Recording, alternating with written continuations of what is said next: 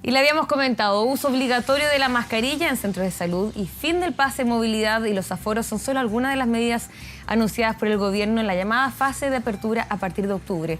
Para profundizar, estamos con Miguel O'Ryan, pediatra, infectólogo y decano de la Facultad de Medicina de la Universidad de Chile. Hola, ¿cómo está? Muy buenas tardes. Muy buenas tardes, señora. Muy bien, muchísimas gracias. Un gusto de estar con usted. Igualmente, en este día tan importante, ¿no?, para varios, partir preguntándole, ¿le tomó por sorpresa este anuncio?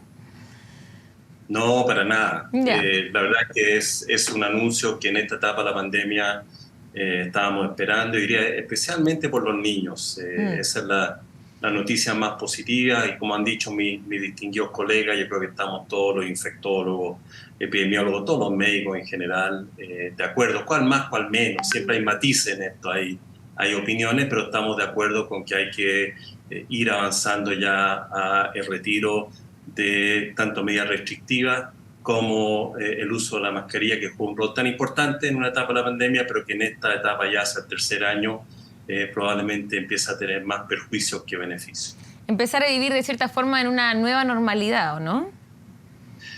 La famosa nueva normalidad, Nueva ¿no es cierto?, que se normalidad. anunció hace un par de años atrás, pero Sí. es aprender a convivir con la circulación de un virus que ya conocemos bien, por lo cual buena parte de la población está bien protegida, no completamente protegida, pero con altos niveles de protección, especialmente contra infección grave, que confiere de todas maneras la dosis de refuerzo de la vacunación, arriba del 80% de la población, y en un nivel de circulación entrando ahora en primavera que sabemos que baja, Claro. probablemente va a volver a subir nuevamente un poquito en el verano cuando nos juntemos todavía y después en invierno, pero que permite entonces claramente avanzar, especialmente además en un virus que ya no tiene afortunadamente la connotación de gravedad tan dramática que tuvo durante los primeros 2 años.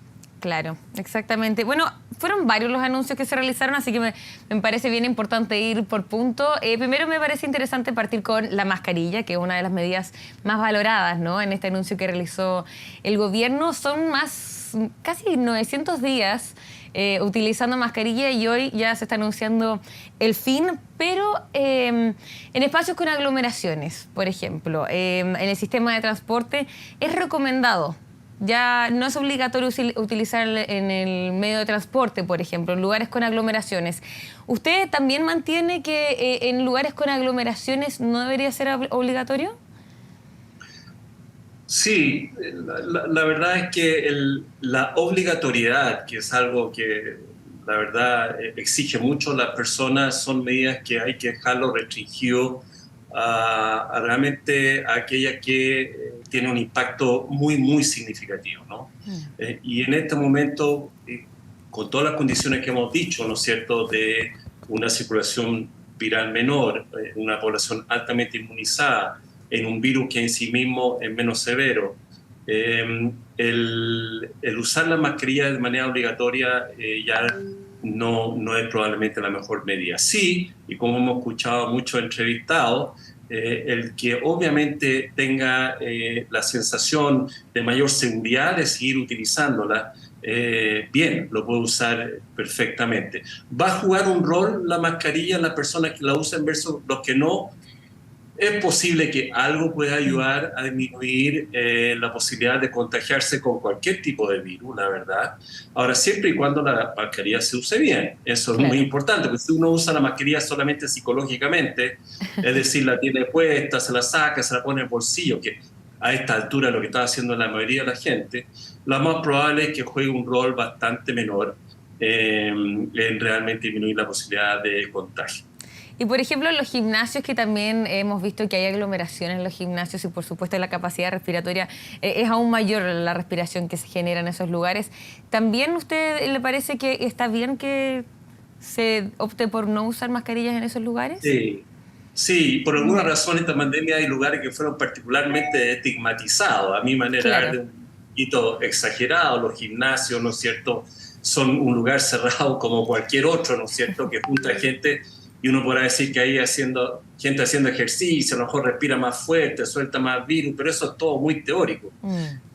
La verdad que no tiene ninguna diferencia en general a cualquier otro espacio cerrado, y en la medida que la circulación viral hoy día es bastante más baja, con un virus que en general es menos agresivo, una población altamente vacunada.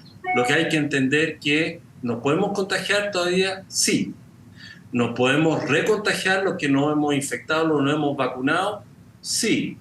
Pero la probabilidad y todos los que están contagiándose en este momento en general tienen un cuadro leve a lo más moderado, algunos lo pasan un poquito más mal que otros, pero la posibilidad de caer en el hospital o, y más decir, fallecer en personas que tienen sus 3 dosis de vacuna es prácticamente nulo, comparable con cualquier otro virus respiratorio.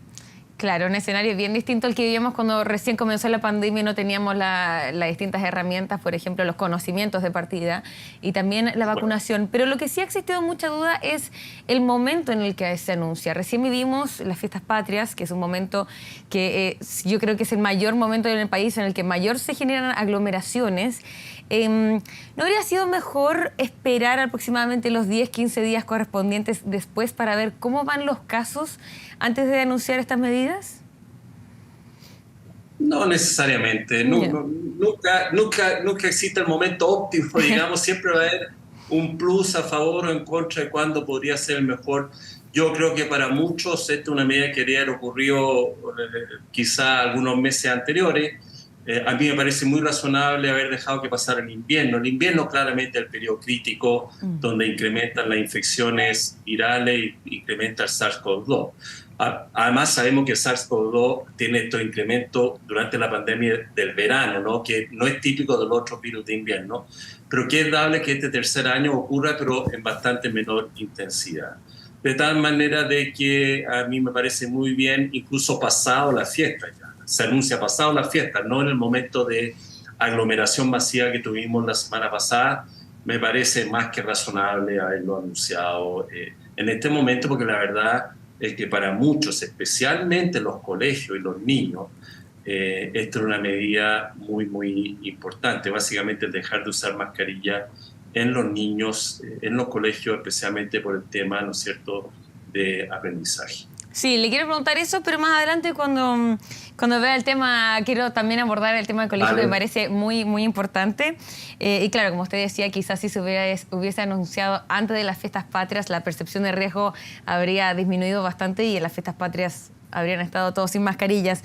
Ahora me parece muy importante abordar el tema de la vacunación. Lo que han anunciado es que se incorporará al Programa Nacional de Vacunación la vacuna bivalente, esta nueva vacuna que llegó a nuestro país. ¿Qué le parece ahora? Que va a funcionar de cierta forma como la influenza, ¿no? Y que va a ser anual.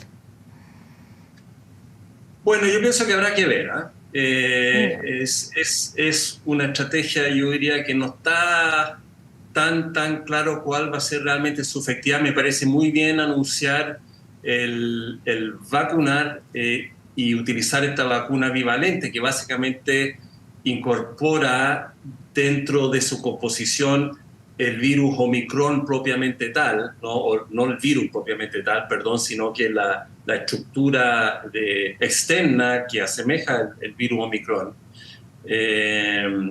codificada, la verdad, genéticamente, de tal manera de que nuestro sistema inmune ahora va a tener un reconocimiento más cercano del virus Omicron.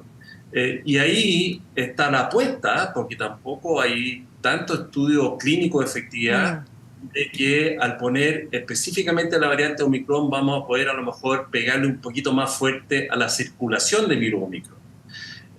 Y poder ayudar así a disminuir un poquito más la circulación viral y no solamente proteger contra los casos graves, que independiente de el antígeno que estamos poniendo, sea de SARS-CoV-2, de Omicron u otra variante, está jugando un rol protector muy significativo.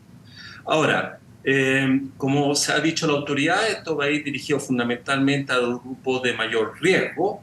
No he escuchado que va a ser una campaña anual de vacunación aún para toda la población, sino que para grupos de riesgo, asemejándose de alguna manera como es la vacunación con virus influenza, la persona que tiene mayor riesgo de tener infección grave, que son generalmente, pienso que están pensando en los adultos mayores.